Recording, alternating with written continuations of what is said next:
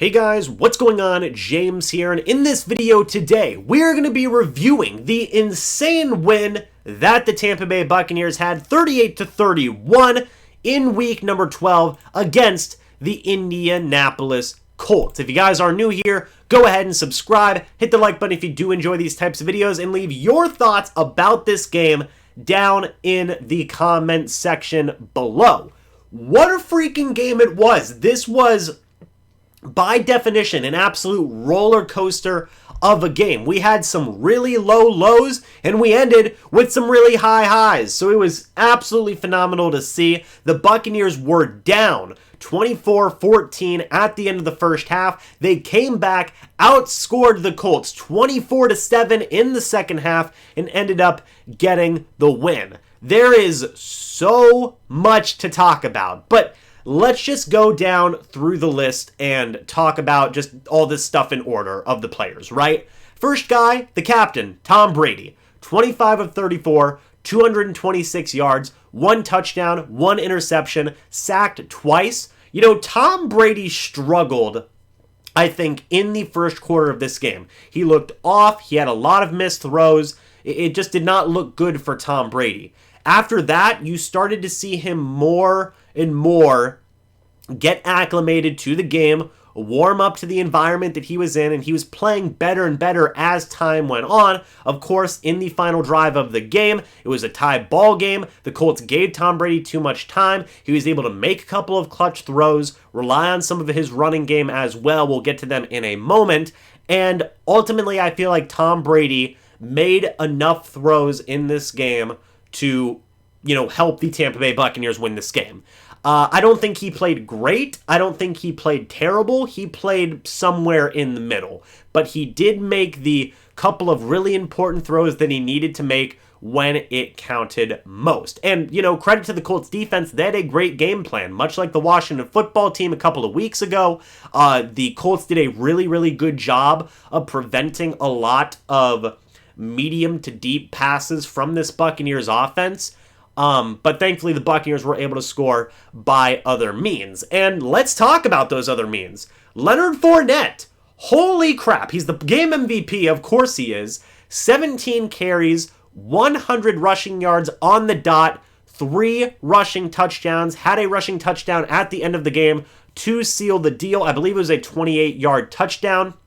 Fournette also finished this game with 8 total targets, 7 receptions, 31 receiving yards, and 1 receiving touchdown. So Leonard Fournette finished this game with 131 total yards on the day and 4 total touchdowns. It was a great day for Leonard Fournette.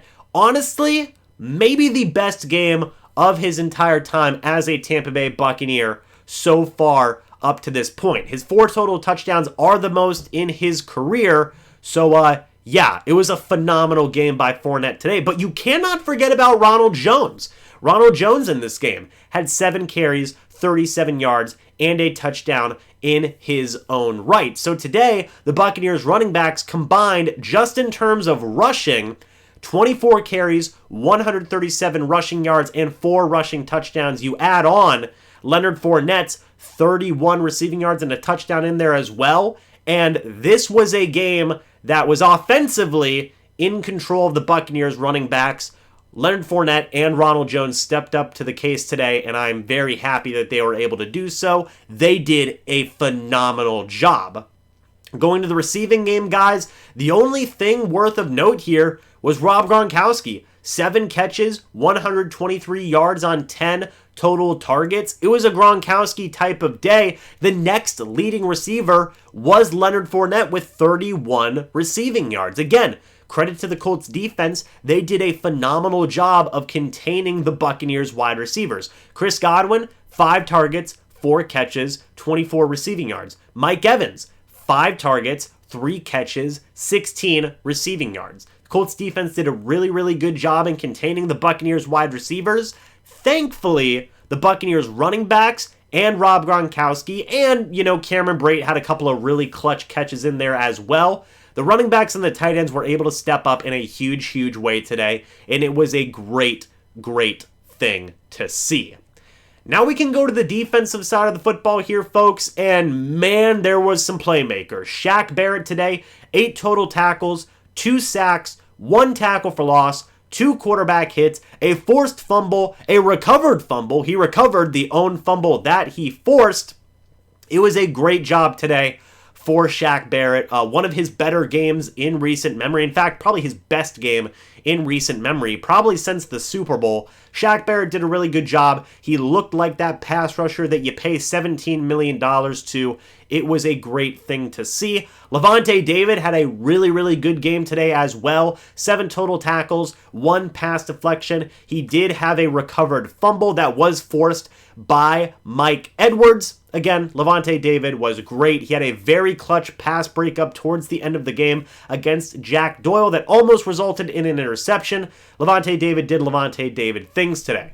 Jordan Whitehead, 8 total tackles today. Overall, he did a very solid job. Antoine Winfield Jr., 7 total tackles today, 1 pass deflection, and an interception as well that was returned for 30 yards. Winfield Jr. mossed Michael Pittman Jr.